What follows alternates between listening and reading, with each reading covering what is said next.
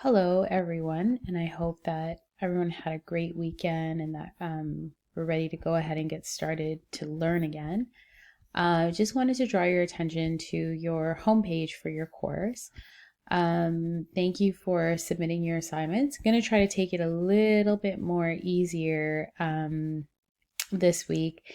We'll focus more so on getting some content out and having some class discussions so that I have enough time to mark all of the stuff that has come in.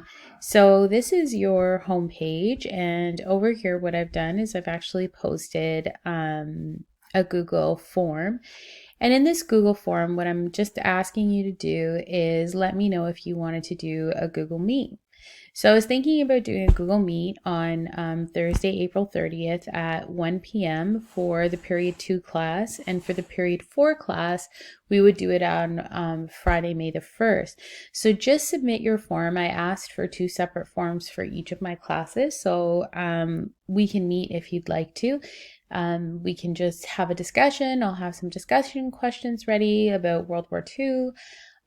We can just check in to see how everything is going, your understanding of the pandemic, and if you needed any support further.